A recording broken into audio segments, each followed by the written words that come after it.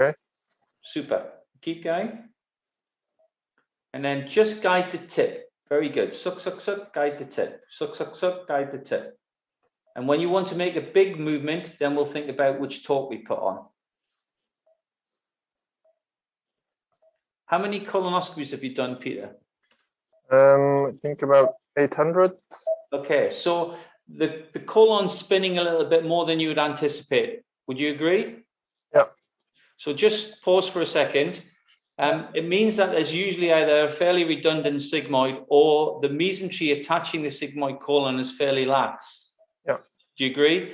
Yeah. Is there anything you can do to help prevent that problem of more mobility? Well, most of the time I put the patients on their right side to reduce the mobility a bit, or I put them in the supine position and ask for some support. Yeah. Okay. So I'm going to just throw another concept to you. So that's not going to be very easy because the patient is sedated, but the patient is in the left lateral position. And another thing you can use to your advantage is water. Now, I know you're normally doing air intubation, but I'm going to ask you to switch to water to try and control the sigmoid loops. So I want you to put in water and suck out all the air. So collapse the bowel completely down and then replace it with water. Just start adding water until you're underwater. And when you're underwater, just let the water separate the folds and it will weight the sigmoid down and stop it spinning. It not completely stop it spinning, it will reduce the likelihood. And if it's going to spin, you're going to rotate clockwise because it's likely clockwise to undo the rotation that's occurring. So as you go in, you rotate and rotate and rotate and then bring the tip up. Good. And then advance and repeat. I keep going clockwise? I would if I was you, because you haven't gone beyond the fold yet. So just there, just move the tip now. Don't rotate, just move the tip. So tip up a little bit. Yeah, I'm fully up. You're fully up. Okay, so gently advance, slowly advance. Slowly advance. And now rotate clockwise and pull, clockwise, anti-clockwise, whatever feels right. Tip up, yeah, and then pull back a little bit. Good. And then add some more water. And you've just pleated that lat fold. Okay. And we're going to do the same again. We're going to pleat the next fold. So exactly as you're doing, that's really good. Rotate clockwise, clockwise, clockwise. And don't push in, tip up and pull back a little bit. Tip up and tip right and tip up. Great. You get the idea? Yeah. Right. So I'm going to let you do the next one on your own. So remember, if there's air, take the air out, replace it with water. And just do everything really slowly. You can tell me about the polyp if you want, or we can leave it the way out. Yeah. Oh, seems like a sessile polyp. We'll be able to remove later. Looks benign, yes? Yeah, looks benign. Perfect. Okay. Benign.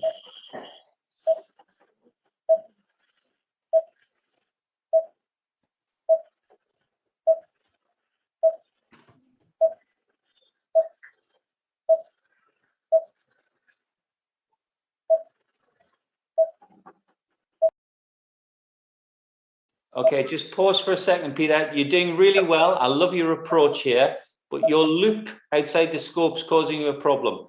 Yeah. Yeah, so get your nurse to support the scope at the anus so it doesn't move. So get someone just to hold the scope. Yeah, and put a hand where you're, yeah. Now take the loop and take it through the umbilicus, through the head of the instrument into the umbilicus, so the outside is straight. No. Get the nurse to hold the scope at the anus. Yeah. You invert the head of the instrument towards you. Yeah.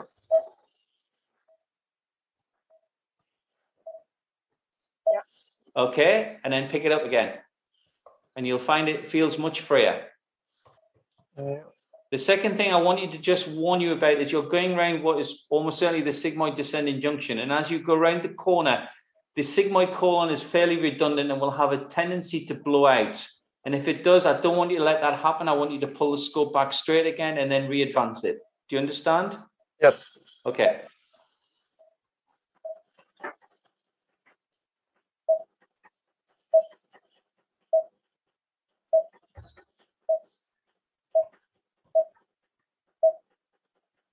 Excellent.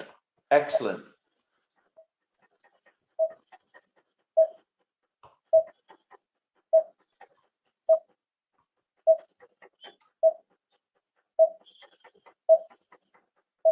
Okay, Peter. So you've got a little bit of a loop there. Yeah. And you'll find that if you come back and insert with clockwise torque, so pull the loop out, pull back, pull back, pull back, pull back, clockwise torque, clockwise torque. Right, stay there, push in really slowly, use water to separate the folds, and as you insert, you add some clockwise torque. If the loop forms on the outside, transfer it to the umbilicus again. We'll take all the loops out in a moment. And trying to stop that loop from forming. So if there's resistance against the fold, just wait. Use water to push the fold out of the way, or wait for the spasm to pass. And as you insert, you add a little bit of clockwise torque. You just go in and out, just as you're doing. Yeah. And just trying to stop that loop from forming. So as you rotate clockwise, you have to use the wheels to compensate to make sure you stay in the middle of the lumen. Yeah. You're doing very well. That's excellent. And just rotate a little bit more clockwise and bring the tip up. Clockwise and bring the tip up. So just stop. Do you remember I said if the loop forms on the outside, just stop, stop, stop, stop. Yeah. Get the nurse to put her hand where your right hand is. Yes. And then you invert the head of the instrument again. Well, to Other way. then we're forming. Back towards you. Put the head back towards you. Yeah. Once more. One more. Excellent. And that will allow, David's having kittens at the moment, but don't worry. So that will allow you to put some more clockwise torque as you advance a bit further. Yeah. So remember, a bit of water, just let the folds dissipate. Good. It's really good.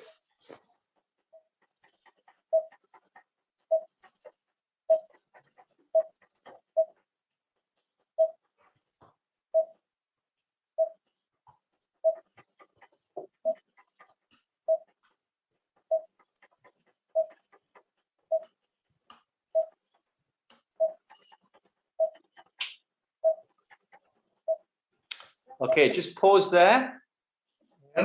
How much different is that to what you would normally do? Well, it's actually quite comfortable because most of the time if I don't get through the sigmoid easily enough, I put them on the right side, which helps most of the times.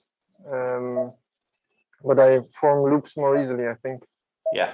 So where do you think you are now? Do you think? Where do you think you're? I would say I'm going up the descending colon if I take this turn, I think. Yeah, you see on the imager, you're about to come anteriorly. You're about to go around the splenic flexure. Okay. So just before you do that, let's be proactive in what we're thinking. So how can you try to optimize your chances of being successful in negotiating the splenic flexure based on what you've already experienced during the procedure so far? Well, if I'm approaching it with a straightened scope and I turn counterclockwise with my tip up, and most of the times I get through the splenic flexure, I would say. So what do you think the biggest potential problem for you is now, or what are you facing, or you're just about to face? Well, I think to form a loop again in the sigmoid colon. Right, so how can we try and prevent that from happening? Adding some pressure to the lower abdomen. It's one possibility, but we haven't got a loop at the moment, so it's a possibility, but it wouldn't be top of my list. In fact, it doesn't make the top 5, but never mind. Try something else. To stop it from forming. I'm not sure actually. Okay, I'm going to ask you to put the stiffener on. Yeah. Put the stiffener fully on. Yep. And then the tendency for the scope to buckle in the sigmoid will be proportional to the speed at which you insert it. Okay. So the faster you insert it, the more likely it is to buckle. So I want you to push in very slowly. And I don't want you to apply anti-clockwise torque because that will predispose the sigmoid loop to reform. So I want you to, that's you pushing this colon up against the diaphragm, and the pressure will build and you'll start sliding forward. And when you do, I want you to just use the wheels to get around the corner. Okay. So keep going. Keep going. Let it spin. It's fine. Use the wheels. And good. Just keep going. Keep going. So you're up to the fold, and the fold is now down. Yes? So Yep. bring your tip down, down, suck, suck, suck, suck, suck, and down, suck, suck, suck, suck, suck, and advance.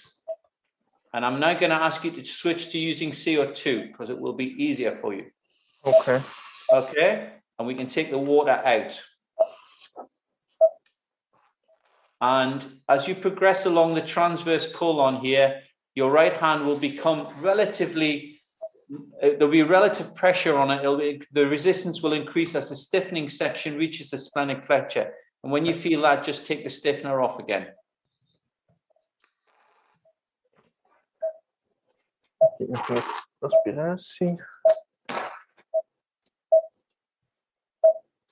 You're doing really well. I'm just going to try and educate you a little bit, Peter, to help you, okay? Because you're doing something naturally. So if you look at the green screen, it's what we call the AP view. So your transverse colon is coming anteriorly. Do you see that? Yep. And the reason it's coming anterior is because the splenic flexure has rotated posteriorly. So you've got, on the green screen, it looks like you've actually got a loop, but you haven't. It's just coming forward from a posterior position. So as you go along the transverse colon, if you apply anti-clockwise torque now, you should straighten that up a little bit. And just keep inserting. Good. Good. Good. Use of suction is good. Excellent. How can I make that better? So that was one of the questions posed to myself and Roland before we came on this course. How can I get the patient in the optimal position? So how are you going to get the polyp round to 6 o'clock?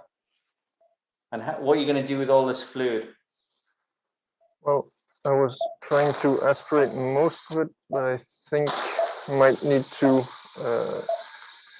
switch position again to get it.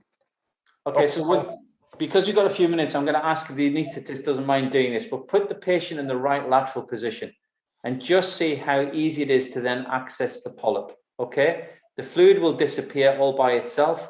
You'll get great distension of the cecal pole, and I have a feeling it'll make your life so much easier, okay? And the point I'm trying to make here, assuming it works, is that it's sometimes easier to spend a minute rolling the patient than 5 minutes trying to get access to a polyp that's really in an awkward position. Yeah. So let me see your polypectomy technique. Okay, I can call this. Yeah. The other thing to say, and it's very relevant, Peter, is that you could probably let go of the scope. Let go with your right hand and it won't move. Let go with your right hand, on no hands, which means you can hold the head of the instrument, you control the snare with your right hand without losing your position. If it was unstable, you could always get the nurse just to hold it in position, but this allows you to manipulate the accessory whilst in a very stable position. Yeah.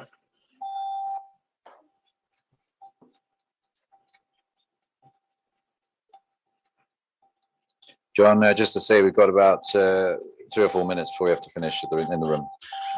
I think we should finish. Yeah, we should finish. You let him just take this off and then call it a day. And when I saw that today, I suggested we switch to water, really to give you a little bit more stability. And in fairness, and in credit to yourself, your tip control and your progression after that, other than one minor interruption, was effortless right round to the cecum. It was so good. We were in the cecum and I really wasn't sure where I was. So credit to you for doing that. And that just demonstrates to me that actually you've got really good tip control. So I only intervened at one other place. Do you remember when? When we thought we were at the splenic fracture. Yeah. I'm not sure where we are there. Yeah. And do you remember you kept forming this loop, and I said, why don't we come back and then reinsert it and apply some torque at the same time, and then we can get around this without forming a loop. And actually, to your credit, that's exactly what we did. We pulled it back, we straightened it up, and then you went in incredibly slowly. So that one of the key tips here is the speed of your insertion will determine whether or not you stop the scope from remaining straight. And the faster you put in, the scope will start to bore, then it ultimately will buckle, and after a buckle, you go on to form a full-blown loop. And because you went in really carefully and you added clockwise torque at the same time, we actually stopped all of that from happening.